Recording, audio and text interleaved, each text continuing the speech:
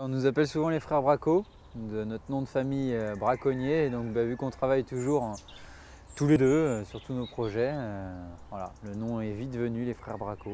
Soit on fait affût matin, affût soir, et puis après on est sur la ferme aussi à aider les parents sur les activités agricoles. Les deux se marient bien, nous c'est quelque chose qui nous plaît à la fois de faire de la vidéo et puis à la fois de l'agriculture, c'est quelque chose qui est plus concret. Et puis c'est vrai que pour la vidéo, pour tout ce qu'on fait comme bricolage, tous les systèmes qu'on utilise pour pouvoir filmer, le fait d'avoir une ferme, d'être chez nous, ça facilite beaucoup de choses. Donc nous, le mix de tout ça nous va très bien. Nous, on a grandi sur cette ferme, on a grandi dans la nature et c'est vrai que c'est quelque chose qui est resté depuis tout gamin. On construit des cabanes avec nos parents, on a appris à faire ça. Et donc maintenant, on a envie de construire des affûts et puis ça nous sert dans la vie de tous les jours pour notre métier. On les construit comme on veut, où on veut, on n'a pas de problème avec les propriétaires. Il y a une connaissance de terrain et du milieu qui fait que ça nous fait gagner pas mal de temps, Là, on est à Bougon. Le secteur, nous l'appelle les champs pourris.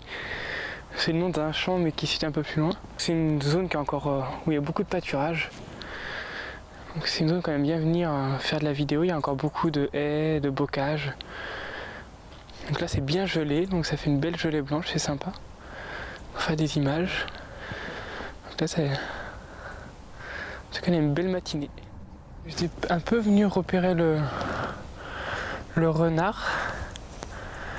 Mais après là on n'a pas d'espèce en particulier qu'on veut filmer, donc un peu tout ce qui passe devant quoi. Même le paysage. Pour le film sur la haie, on avait certaines espèces qu'on voulait filmer avec Marie-Fabien qui nous disait on aimerait bien faire une histoire autour de telle espèce ou de telle espèce. Donc là on est venu beaucoup ici pour la pie-grièche.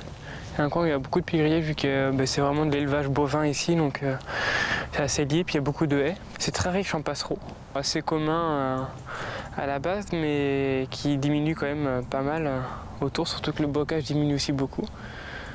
Donc des bruants zizi, bruants jaunes, ici on a quand même des bonnes densités. En hiver, il y a quand même moins d'activité que ce qu'on peut avoir au printemps et ce qu'on peut avoir en été. Les animaux sont là, ils sont souvent plus difficiles à filmer. C'est pas forcément les mêmes conditions, même les conditions de tournage sont plus difficiles souvent. Là en ce moment, oui, les séquences qu'on recherche, c'est les images de grives, les rassemblements de grives, parce que ça justement ça se passe qu'en hiver et c'est un moment intéressant où la haie sert de réserve alimentaire pour des oiseaux en fait, et où les grives vont se mettre en grands groupes dans les haies pour manger les baies qui ont été produits pendant l'été.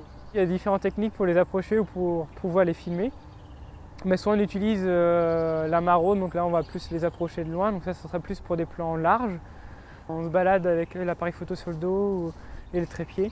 Puis on est plus en mouvement, en fait, on va observer, on va faire des approches le plus discrètement possible. On peut faire des images s'il y a quelque chose de sympa qui se passe, mais en même temps on fait surtout du repérage.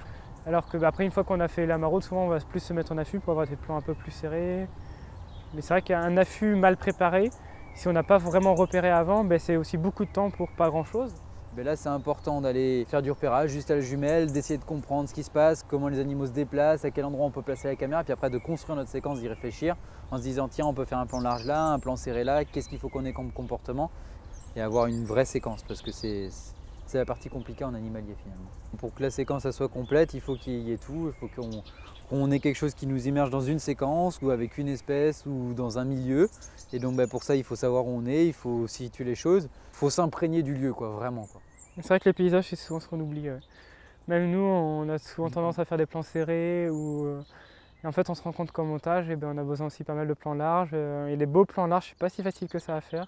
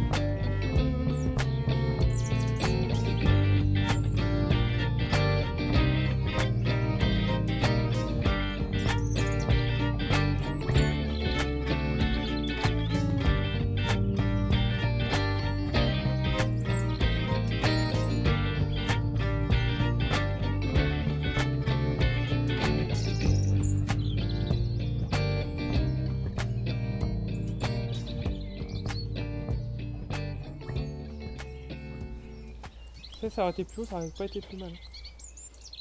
Mais oui, Ça donnerait plus de solidité. il faudra le faire le prochain coup qu'on la réparera.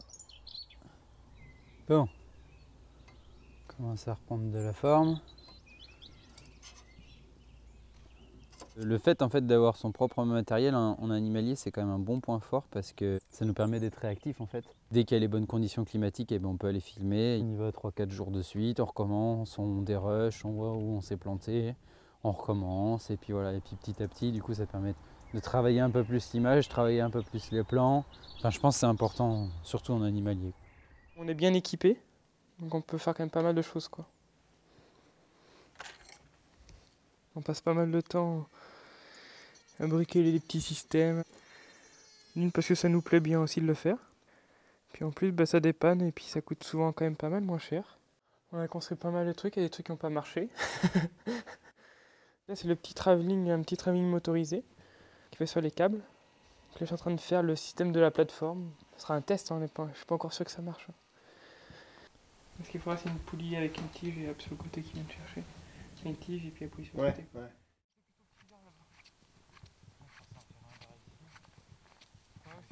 Tu sors de l'arbre et puis on...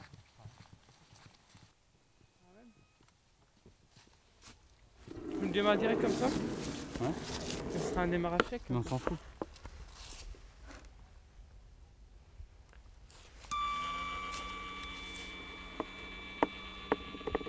Là, Ça vibre.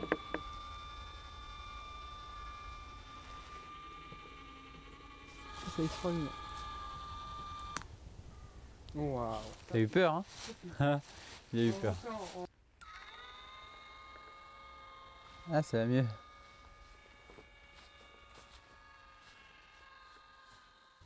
Là, on va monter un autre petit travelling. Là, c'est pour le tester un peu. Qui lui se replie. Et donc là, on met la tête dans l'autre sens. Ça donne un peu plus de stabilité en fait. Au sol, il va pas marcher lui. Là, il faut que je fasse des petites pattes. Ah, mais là, ici aujourd'hui, ça va pas marcher. Vas-y. Je pense que c'est pas fini. Ça vibre. Ah, ça vibre à mort. Ah, attends, arrête. C'est le problème. Voilà. Peut-être qu'il faut le démarrer plus doucement.